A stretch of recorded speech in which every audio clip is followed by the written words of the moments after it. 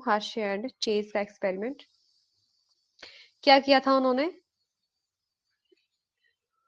Bacteriophage लिया था। Bacteriophage जो है एक वो है, वायरस है, ठीक है, बैक्टीरियोफाज, ठीक है, इसमें भी लिया। ये पेट्री डिश 1 है और ये पेट्री डिश 2 है। इसमें बैक्टीरिया ग्रो करवाया और इसमें मीडियम डाल दिया। यहाँ पे जो मीडियम था ना, उसमें डाल दिया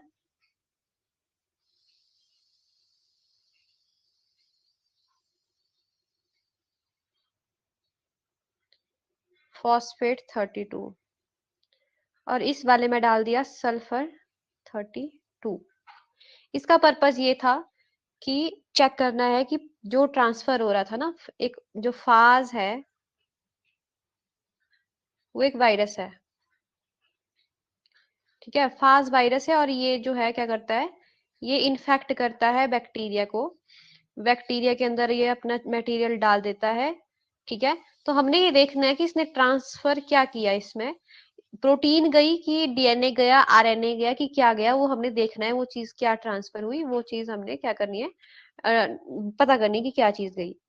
तो इसको पता करने के लिए क्या किया, दो डिफरेंट पेट्री डिश तैयार की, पहली वाली और दूसरी वाली। एक में डाल दिया मीडियम में फॉस्फोरस 32 और एक में डाल दिया सल्फर 35, सॉरी 35 है यहाँ पे, ठीक है। ये क्या होते हैं, ये रेडियो एक्टिव होती है। 35 सल्फर 35 रेडियो एक्टिव है और फॉस्फोरस 32 भी एक रेडियो एक्टिव एलिमेंट है। आपको पता है कि डीएनए के स्ट्रक्चर में पाया जाता है फॉस्फेट, ठीक है। जब यहाँ पे जो वायरस है, जब ये रेप्लिकेट करेगा तो उसको चाहिए होगी फॉस्फेट। नया डीएनए बनाने के लिए क्या चाहिए होगी, फॉस्फेट चाहिए होगी अपना नया रेप्लिकेशन करने के लिए। यहाँ पे जब ये रेप्लिकेट करेगा तो बीच बीच में जहाँ पे फॉस्फेट के लगता है ना, फॉस्फेट आपको पता है 2 शुगर्स के बीच में फॉस्फेट लगता है, तो वो फॉस्फेट मीडियम से लेगा। चलो ठीक है, मीडियम से लिया उसने। अब क्या होगा, जो नया यहाँ पे डीएनए बनेगा, जितने भी वायरसेस होंगे उनमें वो रेडियो एक्टिव डीएनए होगा। यहाँ पे जो भी होगा डीएनए वो रेडियो एक्टिव डीएनए होगा। मैं यहाँ पे स्टार लगा देती हूँ, यहाँ का डीएनए रेडियो एक्टिव होगा। और यहाँ पे जो होगा, अब प्रोटीन प्रोटीन नहीं होगी क्योंकि प्रोटीन में फॉस्फेट नहीं होती है, तो प्रोटीन रेडियो एक्टिव नहीं होगी।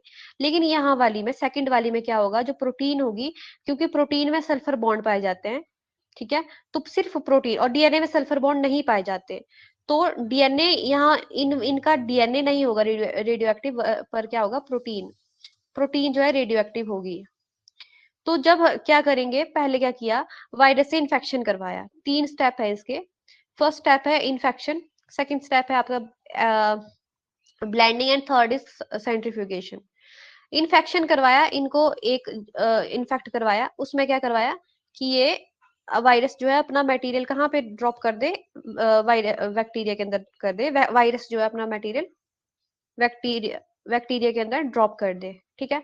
अब फिर उसको क्या कर दो, एजिटेट। एजिटेट क्यों किया, पहले तो इन्फेक्शन मतलब इनको एक जगह पे डाला, अब एजिटेशन करवाई यानी ब्लेंडिंग करवाई कि ये जो बाहर वाला कोट है ना, ये जो बैक्टीरिया के बाहर का कोट है, इसको क्रॉस कर जाए ये वायरस का मटेरियल। तो उसके लिए एजिटेशन करवाई, उसकी वजह से ये रिमूव हो गया, बाहर वाली शेल रिमूव होगी, वायरस की भी और बैक्टीरिया की भी। और फिर क्या करवाया, अब ये मिक्स हो गया, इसने अपना मटेरियल भी ट्रांसफर कर दिया। जब मटेरियल भी ट्रांसफर हो गया तब क्या हुआ, जब मटेरियल यहाँ पे अंदर चला गया तो क्या हुआ कि अब हमने देखना है कि क्या किया, वो वायरस का जो प्रोटीन है वो गई है या डीएनए गया है। तो दोनों के साथ करवाया, दोनों जो यहाँ वाले थे उनके साथ भी करवाया और यहाँ वालों के साथ भी इन्फेक्शन करवाया बैक्टीरिया का। तो 2 टाइप के इसमें आपको चीजें मिल गई यहाँ पे ऐसी।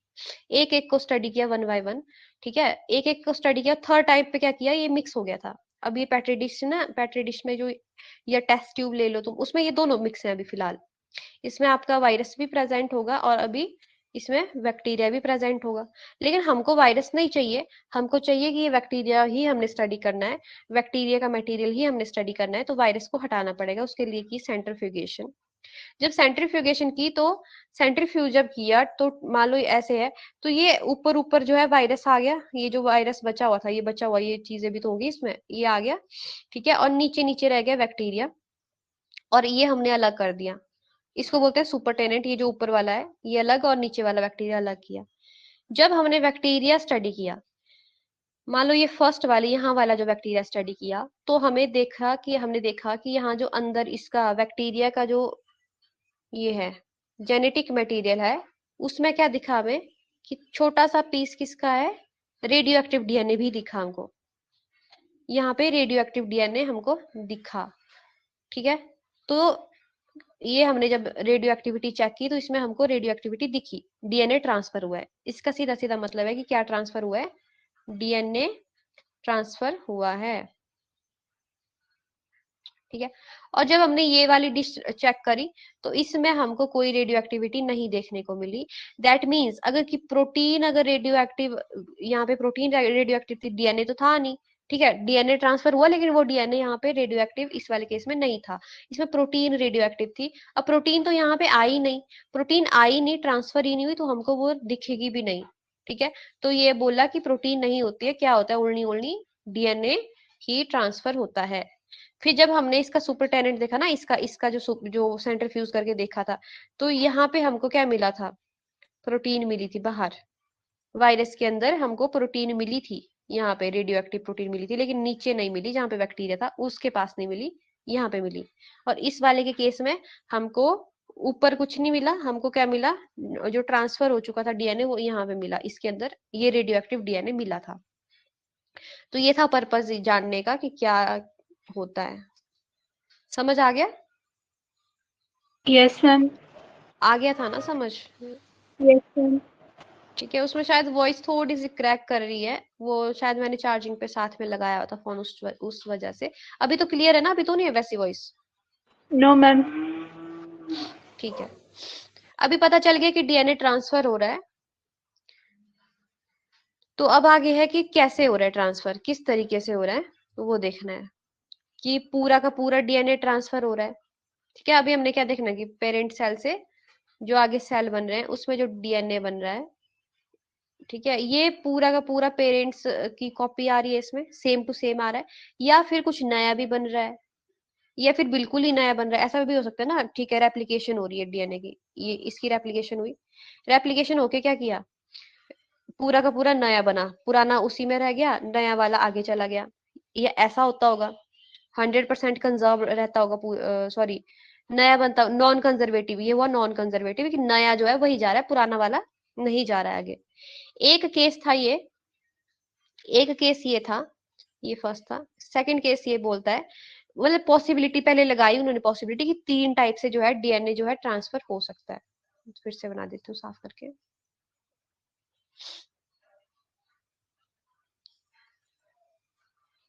3 टाइप की पॉसिबिलिटी बनाई, फर्स्ट, सेकंड और थर्ड। पहली पॉसिबिलिटी बताई कि मान लो ये पेरेंट सेल में जो डीएनए है, ठीक है, ये सेम टू सेम आगे चला गया, पूरा का पूरा यहाँ पे एज इट इज आगे चला गया, कंजर्व, 100% कंजर्व, 100% कंजर्व रहा। एक केस ऐसा था कि जो डीएनए है वो नया बन गया, रेप्लिकेट होके 2 कॉपीज बनी। अब जो 2 कॉपी बनी वो पुरानी वाली तो ऊपर रहेगी, नया वाली नीचे आ गई, तो ये नॉन कंजर्व, मतलब पुराना वाला नहीं, सिर्फ नया वाला गया, नॉन कंजर्व, ठीक है। एक कंडीशन ऐसी थी जिसमें क्या हुआ कि रेप्लिकेशन हुई, दोनों स्ट्रैंड अलग हुए होंगे, ठीक है, इसका अलग बना, इसका एक, इसकी भी कॉपी बनी, इसकी भी कॉपी बनी, और इसमें क्या हुआ, एक पेरेंट से आया हुआ स्ट्रैंड था, एक पुराना था, एक नया बना है, यहाँ पे भी एक नया बना, एक और पुराना बना, ठीक है। तो ये बीच का रास्ता था, ये सेमी सेमी कंजर्वेटिव, मतलब कि आधा पेरेंट का बचा हुआ है और आधा इसने नया सिंथेसाइज करवाया है, ठीक है।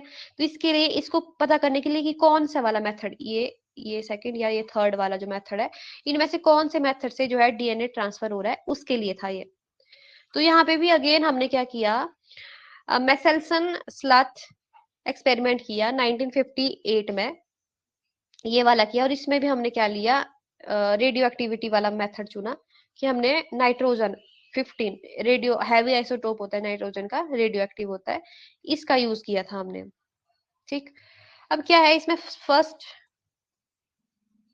शोन इन इकोलाई, सबसे पहले इकोलाई में देखा गया था, और बाद में ये अदर ऑर्गेनिज्म में भी देखा गया था, जैसे प्लांट्स और ह्यूमन में भी देखा गया रेप्लिकेशन मेथड, जो डीएनए रेप्लिकेशन मेथड से आगे जाता है, कि ये यही वाला सेकंड वाला कि डीएनए रेप्लिकेट हो रहा है फिर जा रहा है, ये वाला मेथड। ठीक है, फिर ये एक्सपेरिमेंट आया, ये दिया था मैथ्यू और मेसल्सन ने और फ्रैंकलिन स्लाथ ने, इन दोनों के नाम पे मेसल्सन एंड स्लाथ इसका नाम भी एक्सपेरिमेंट का, 1958 में। इन्होंने क्या किया, इकोलाई को एक मीडियम में ग्रो किया और उसमें क्या था, उस मीडियम में डाल दिया इन्होंने NH4Cl, और इसमें जो नाइट्रोजन यूज की मतलब अमोनियम क्लोराइड डाल दिया, और जो इसमें नाइट्रोजन यूज की था ना वो थी इसकी हैवी आइसोटोप ऑफ कार्बन। वैसे तो नाइट्रोजन का होता है 14, नॉर्मल वाली जो होती है, हमको पता है, हमने पढ़े आइसोटोप्स, आइसोबार, ये सब चीजें होती है। तो 15 वाला यूज किया था इसने, हैवी आइसोटोप है, और ये incorporated into both stand of bacterial DNA and the DNA become heavier, heavy DNA बन जाएगा, और इसको हैवी डीएनए बोल देते हैं। कि जब नाइट्रोजन, हमने देखा ना नाइट्रोजन बेसिस होते हैं, नाइट्रोजन बेसिस मतलब उनमें नाइट्रोजन प्रेजेंट होती है बेसिस में। अब आप बोलोगे कहाँ होती है डीएनए में, डीएनए में होती है प्रेजेंट, और कहाँ होती है, जो बेस नहीं पढ़े हमने प्यूरिन और पायरिमिडीन, उनमें होती है नाइट्रोजन। याद है मैंने बताया था कि ऐसे दो रिंग, एक में दो रिंग बनती है, एक में एक रिंग ऐसे बनती है, और इनमें Yes, जगह ma'am. जगह पे अलग अलग जगह पे नाइट्रोजन प्रेजेंट होती है। तो बस वही वाली वहां वहां पे नाइट्रोजन लग जाएगी, तो उसको हैवी डीएनए बोल देते हैं। अब they also made medium containing, ये वाला 14 वाला जहाँ पे sodium ammonium chloride, sorry ammonium chloride, जिसमें अमोनिया में जो नाइट्रोजन है वो नॉर्मल वाला आइसोटोप भी यूज किया है। ठीक है, दो लिए, मतलब दो बनाए उन्होंने, एक में डाली उन्होंने नाइट्रोजन 15 और एक में यूज किया उन्होंने 14। ठीक है, दो मीडियम बनाए। अब उन्होंने इकोलाई लिया, जो किसमें था 15, इस वाली मीडियम से इकोलाई लिया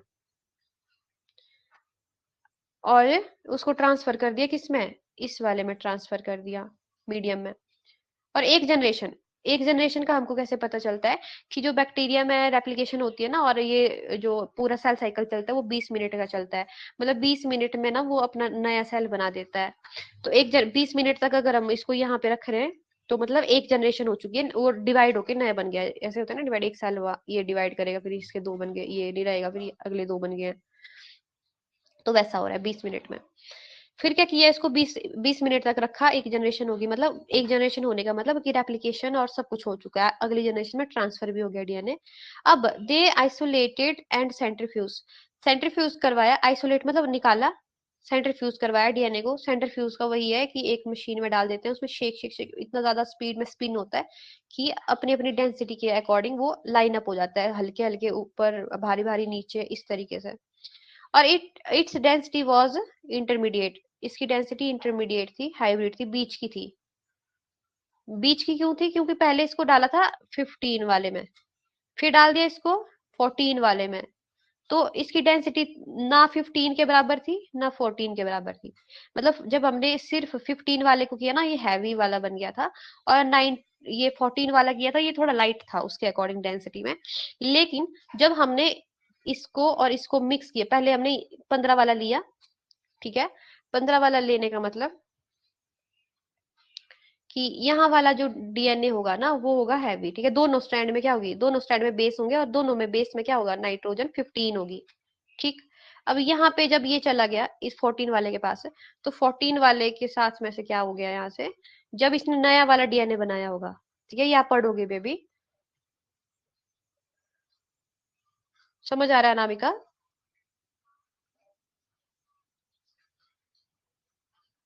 Yes, हेलो, ma'am. ठीक है। क्या हुआ कि यहाँ से जो मैंने लिया, ठीक है, ये लिया इकोलाई और बैक्टीरिया लिया, और इसके पास थे ये दो स्टैंड 15 वाले। ठीक है, अब मैंने इसको, इसका मीडियम चेंज कर दिया, अब मैंने दे दी इसको आगे की जो नाइट्रोजन दे दी वो नॉर्मल वाली दे दी। अब नॉर्मल वाली दे दी, अभी पिछला वाला तो चलो इसका ठीक है, पिछले वाली जो ये थी, ये तो हैवी वाली है, इसको जब हम सेंट्रीफ्यूज करेंगे तो इसकी डेंसिटी हैवी निकलेगी। लेकिन अब क्या हुआ होगा, इसने डिवाइड भी तो किया होगा, डिवाइड किया होगा तो रेप्लिकेशन हुई होगी, रेप्लिकेशन हुई होगी तो नया स्ट्रैंड सिंथेसाइज हुआ होगा।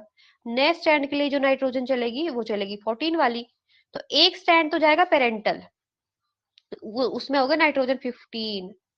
लेकिन जो दूसरा स्ट्रैंड होगा उसमें होगी नाइट्रोजन 14, समझ रहे हो, जो नया सिंथेसाइज हुआ होगा।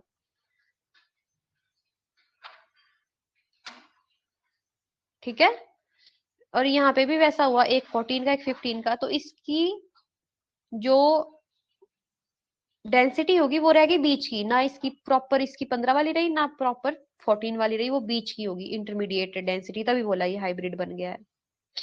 अब this shows that in the newly form DNA one strand is newly formed, जिसमें क्या था, 14 वाला स्ट्रैंड था एक, और दूसरा स्ट्रैंड था जो पुराना पेरेंट से आया था, 15 वाला स्ट्रैंड था। इससे क्या पता चलता है कि semi conservative method of DNA replication यहाँ पे फॉलो हुआ है, और यही फॉलो होता है। समझ आई मेरी बात? ये जो एग्जांपल है, ये बताया है कि आज भी हम जो फॉलो करते हैं ना, सेमी कंजर्वेटिव वाला मेथड ही फॉलो करते हैं, और ये उसका एक प्रूफ है, ये वाला मेथड से पता चला था, इस तरीके से जाता है। ऐसे ये प्रूव हुआ था कि हाँ ऐसे ही जो है आपका डीएनए रेप्लिकेट होता है सेमी कंजर्वेटिव मेथड से। सेमी कंजर्वेटिव मतलब ये तो पेरेंट का था, ये तो पेरेंट का था, और ये वाला क्या आया, ये नया स्ट्रैंड जो है, डॉटर स्ट्रैंड जो है, ये नया सिंथेसाइज हुआ। ठीक है, अब इसको और कंफर्म करने के लिए इन्होंने क्या किया,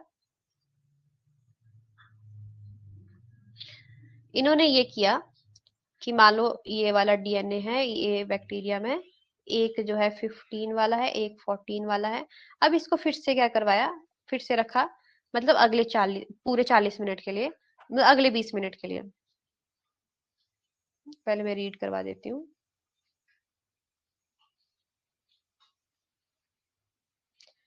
आफ्टर सेकेंड जनरेशन कब होनी थी, 40 मिनट बाद। एक जनरेशन को 20 लग रहे हैं, अगले 20 मिनट बाद दूसरी जनरेशन हो जाएगी, तो टोटल में 40 मिनट हो गए सेकेंड जनरेशन में। अब क्या हुआ, there was equal amount of hybrid DNA and light DNA. अब क्या मतलब हुआ इसका, इसका मतलब ये हुआ, मैं बताती हूँ। देखो, अभी ये क्या करेगा, रेप्लिकेट करेगा। एक स्ट्रैंड आया यहाँ से 15 वाला, मान लो यहाँ पे 15 वाला चला गया है, और यहाँ पे चला गया 14 वाला। अब ये रेप्लिकेट हो गया 14 वाला, अब नॉर्मल अब डाला गया है, 14 वाला नॉर्मल ही है, अभी 14 वाला ही है, उसी मीडियम में है ये, तो यहाँ पे 14 वाला ही सिंथेसाइज होगा। अब आप क्या देखोगे, एक तो बनेगा पूरा 14 वाला, है ना।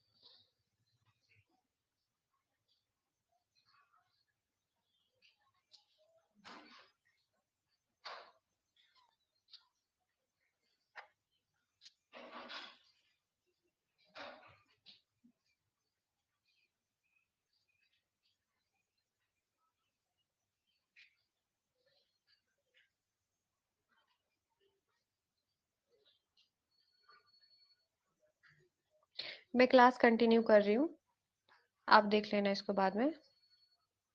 ठीक है, सो आई वॉज हेयर कि क्या हो जाएगा यहाँ पे,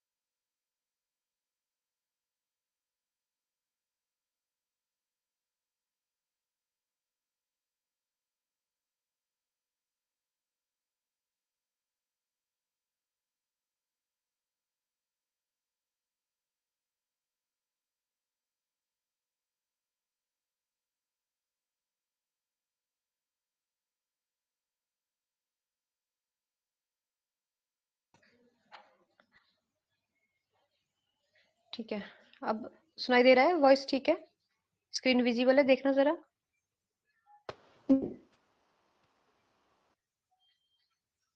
स्क्रीन दिख रही है? हेलो अनामिका, आपकी वॉइस नहीं आ रही, मैसेज कर दो मेरे को। मेरी वॉइस और स्क्रीन दिख रही है आपको?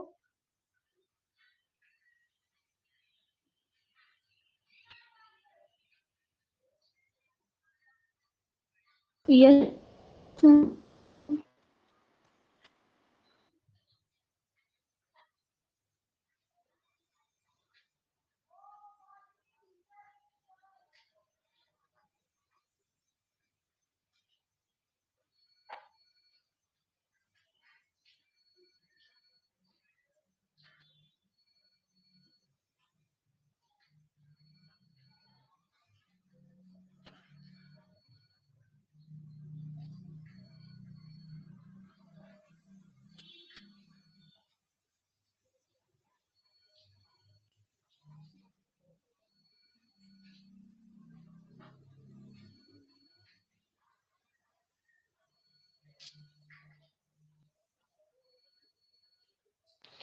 मैम अनामिका दिख दिख रही रहा है है? स्क्रीन। Yes ma'am. ठीक है, ओके।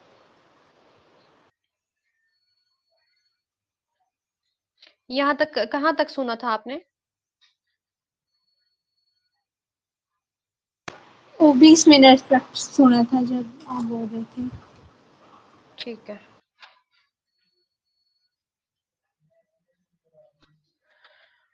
ओके। ठीक है, अब देखो, मैंने बोला कि अब क्या किया, 20 मिनट तक क्या मिला हमको? ऐसा मिला ना, आधा 15 का आधा 14 का, फर्स्ट जनरेशन में। Yes ma'am. First 20, after after first 20 minute हमको हाइब्रिड मिला। ठीक है, हाइब्रिड डीएनए मिला। हाइब्रिड मतलब कि आधे में क्या था, पेरेंटल टाइप 15 वाला नाइट्रोजन था, और आधे में क्या था, 14 वाला नाइट्रोजन प्रेजेंट था। तो हाइब्रिड सेमी मतलब बीच की इंटरमीडिएट हाइब्रिड मिला था, इंटरमीडिएट डेंसिटी मिली थी। ठीक है, ओके। अब क्या किया, इसको 20 मिनट और दिए उसी मीडियम में जहां पे नाइट्रोजन 14 था। ठीक है, नाइट्रोजन 14 प्रेजेंट है इसमें। अब इसमें से फिर से रेप्लिकेशन जब हुई होगी, तो क्या मिला आपको, यहाँ का जो डीएनए था उसमें एक पेरेंटल स्ट्रैंड था, तो नाइट्रोजन 15 होगा उस पे। ठीक है, और दूसरा स्ट्रैंड नया बना होगा, उसमें तो 14 वाली होगी, नाइट्रोजन 14 होगी। ठीक है, अब एक स्ट्रैंड तो 15 का यहाँ आ गया, लेकिन दूसरा स्ट्रैंड था 14 वाला, तो पेरेंटल वाला है यहाँ पे 14, तो 14 आया, और जो नया था वो भी 14 वाला बना, नाइट्रोजन 14। ठीक है, तो अब देखो आपको क्या मिल रहा है, एक मिल रहा है इसके पेरेंट, मतलब एक पेरेंट का एक नया, एक पेरेंट का एक नया, ऐसे। तो आधी आधी डेंसिटी मिलेगी, आधा मिलेगा हाइब्रिड, जैसे कि है 14 और 15 दोनों ही मिलेंगे इसमें। ठीक है, ये हाइब्रिड और ये लाइट, तो ये हाफ हाफ मिलेगा, 50% लाइट और 50% ये हाइब्रिड मिलेगा। समझ आई? तो इसका इससे कंफर्म हो गया कि यहाँ पे सेमी कंजर्वेटिव मेथड ही जो है रेप्लिकेशन का फॉलो किया जाता है। ठीक, यस मैम। डाउट कोई? No ma'am. ठीक है, यहाँ पे इसको किया हुआ explain. Heavy DNA can be distinguish from light DNA by centrifugation in CSCl के सीजियम क्लोराइड के साथ हमने क्या करवा देनी है इसकी सेंट्रीफ्यूगेशन, क्योंकि इनकी डेंसिटी अलग होती है, एक लाइट होता है एक हैवी होता है।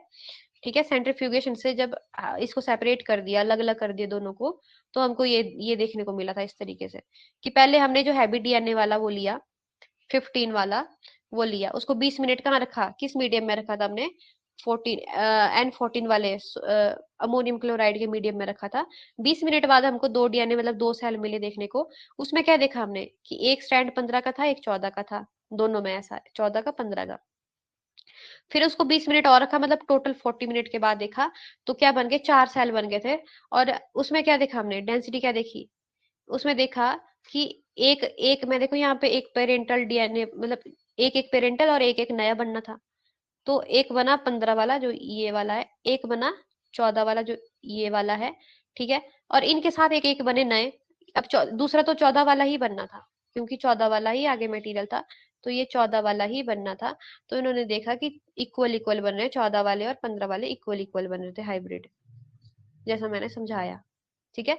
अब ये देखो, हैवी वाला ऐसे देखने को मिल रहा था, और जो हाइब्रिड वाला था वो ऐसे इधर मिल रहा था, मतलब ये एक वो है ना सेंट्रीफ्यूज की वो है ऐसे।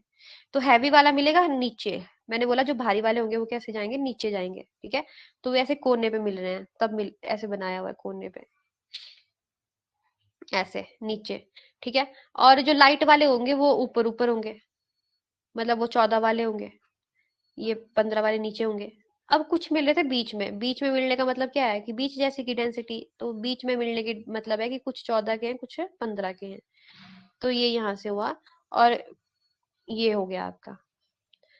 समझ आ गया एक्सपेरिमेंट अच्छे से? Yes ma'am. अगर आपको पीछे वाला डायग्राम मेरा वाला समझ आ गया ना थोड़ा सा, तो इसमें कंफ्यूज होने की जरूरत नहीं है, जो यहाँ दिया है कि ये क्या दिया है, ये ऊपर नीचे कर दिया और कुछ भी नहीं है।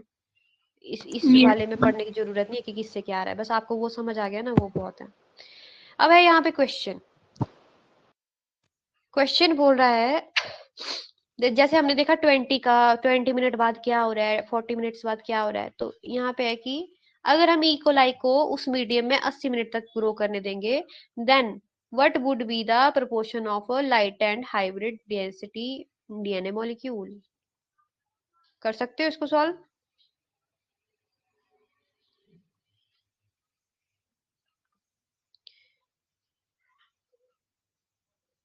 चलो आपकी हेल्प कर देती हूँ थोड़ी सी। आंसर आप करोगे, मैं आपको थोड़ा सा सॉल्व करके बता देती हूँ। यहीं पे देखो, 20 मिनट हो गए, 20 मिनट पे ये मिलेगा, 40 मिनट के बाद ये मिलेगा, ठीक है। अगले जो 60 मिनट होगा ना, इसके बाद एक जनरेशन और आ जाएगी, एक जनरेशन और आ जाएगी 60 मिनट के बाद, तो क्या हो जाएगा। अभी हम क्या लेते हैं यहाँ पे 50, ये छोड़ देते हैं, ऊपर ऊपर वाली दो लेते हैं कि एक 14 वाला होगा, एक हाइब्रिड वाला होगा। इसको इसको ना छोड़ ही दो, आप यहाँ पे कंफ्यूज हो जाओगे। हमने क्या देखा था पीछे वाली स्लाइड में, हमने ये देखा था कि 40 मिनट बाद ये था, 40 मिनट के बाद, 40 मिनट के बाद हमको क्या मिल रहा था देखने को, हमको 50-50% मिल रहा था, और वो 50% में भी क्या मिल रहा था हमको, ये मैं साफ कर देती हूँ यहाँ पे। मान लो यहाँ पे 60 मिनट बाद एक और जनरेशन आ रही है, ठीक है। इसमें एक जनरेशन में तो है 14 वाले, ये तो 14 वाले ही रहेंगे सारे, ये आगे को 14 वाले ही बनाएंगे, 14, ठीक है। इसके भी आगे दो बनेंगे, तो 14 और 14 अगेन। एक एक था हमारे पास ये हाइब्रिड, हाइब्रिड वाला जो ले रही हूं मैं, एक 14 वाला, एक 15 वाला, ये एक सेल, ठीक है। तो ये जब रेप्लिकेट होगा, अच्छा एक सेकेंड, ये ऐसे नहीं है,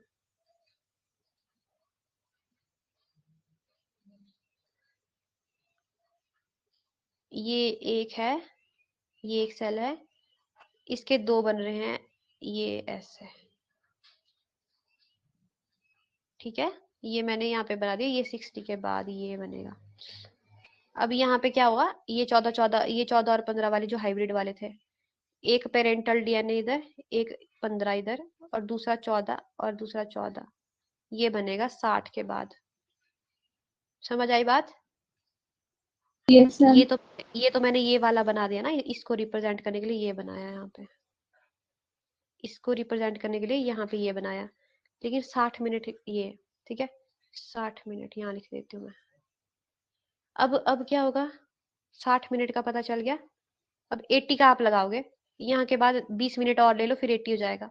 अब ये तो 14 वाला ही बनेगा, ये फिर से हाइब्रिड वाला वैसे बनाएगा, एक में होगा 15-14, एक में होगा 14-14, ठीक है। और ये तो सारे 14 के 14 ही हैं। तो अब आपने प्रपोर्शन बताना है इसका कितना होगा, ठीक है। प्रपोर्शन मतलब कि यहाँ पे दो सेल्स थे, उसमें 50-50 था। अब ये 50 तो साइड हो गया, लेकिन इसका जो आगे जब किया तो इसका 25th भाग, मतलब अगर मैं 50 इसको, 50% इसको, ये था 40 के बाद। फिर 60 के बाद क्या देखा आपने कि 1 2 3 75% जो है क्या बन रहा है, नाइट्रोजन 14 वाला बन रहा है, 25% ओनली जो है क्या बन रहा है आपका, हाइब्रिड डीएनए बन रहा है। फिर इसके बाद एक और जनरेशन होगी ना, फिर वो और कम हो जाएगा, वो आपने निकालना है।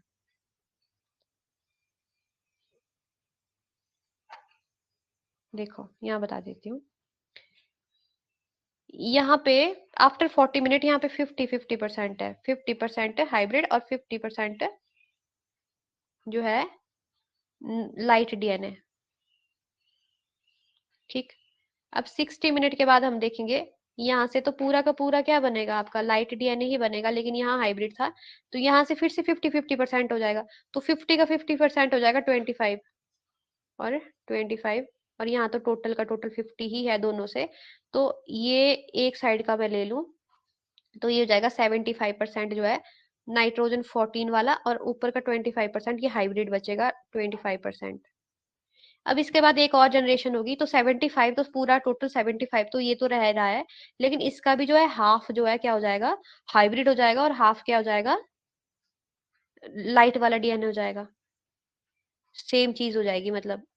तो 25 का भी हाफ कर लो, और उसको इस वाले में जोड़ दो 25 के हाफ को, और ऊपर जो बचेगा वो बचेगा आपका हाइब्रिड डीएनए।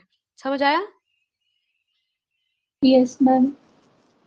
ठीक है, तो बस ये है, यहाँ पे ये कंप्लीट हो गया, ये आपका होमवर्क, इसको करना, ठीक है, बता ही दिया मैंने आपको सब कुछ, ये वाला करना है।